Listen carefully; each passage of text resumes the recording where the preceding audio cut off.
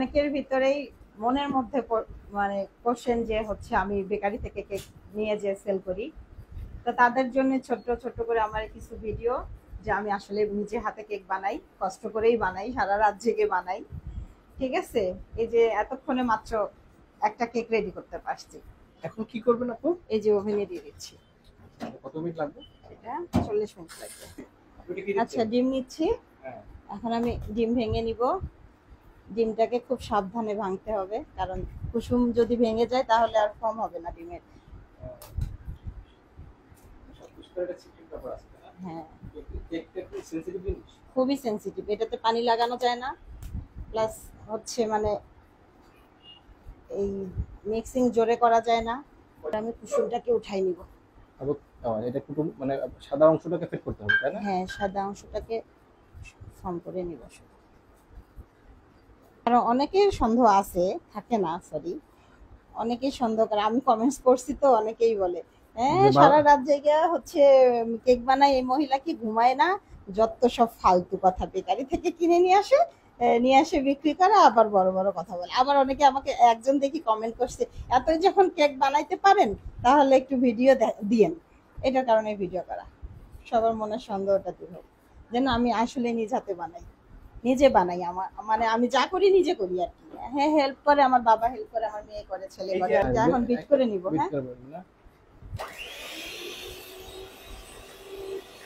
কতক্ষণ বিট করতে হবে? এটা হয়ে যাবে 1 মিনিটে, ইয়া হয়ে যাবে, কম হয়ে যাবে। এটা কি মেশিনের কারণে? মেশিনের কাছে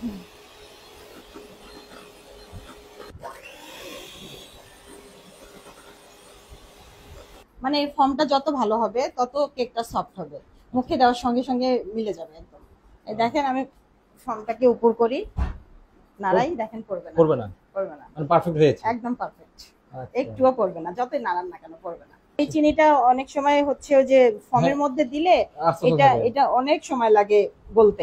হ্যাঁ, আর ওই যে তখন গলে না, দাঁতের নিচে পড়ে কিরকির কিরকির করে মনে হয়। হ্যাঁ, ঠিকই আছে। যারা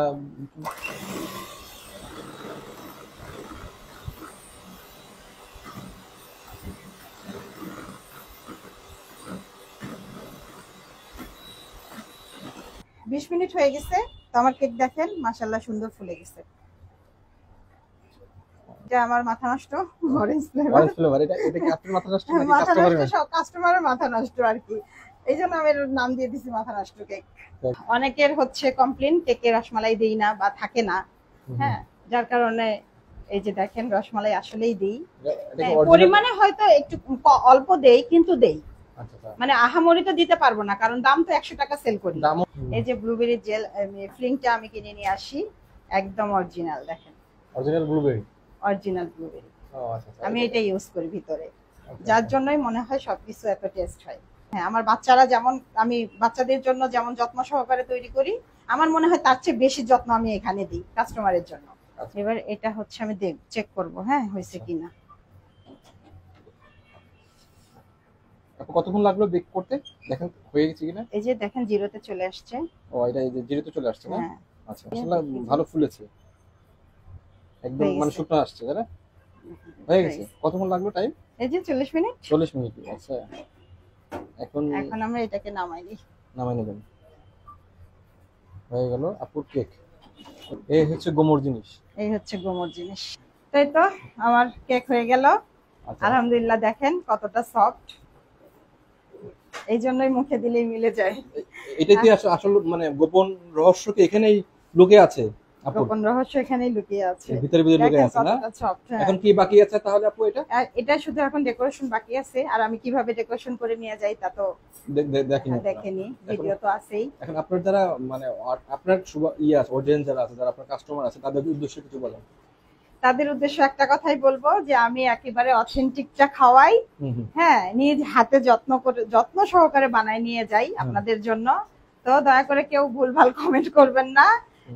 আর এটা তো পাইলেনি যে হচ্ছে আমি আসলেই বাসায় বানাই, কোথাও কোনো বেকারি থেকে আনি না। তো আশা করি আর কারো মনের মধ্যে কোনো কোশ্চেন থাকবে না। আর আমি যা পারি তাই নিয়ে যাব, তাই সেল করবো, আলহামদুলিল্লাহ। আর সবাই ভালো থাকবেন, আমার জন্য দোয়া আর করবেন। সবাইকে একটু বলে দেন যে মানে খেয়ে জানি টাকাটা দেয় অন্তত।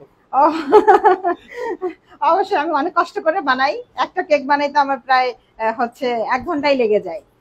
হ্যাঁ, 1 ঘন্টায় লেগে যায়, তো এত কষ্টের ফল একটু দয়া করে টাকাটা দিয়ে যাবেন আমাকে। ঠিক আছে, অনেক ধন্যবাদ।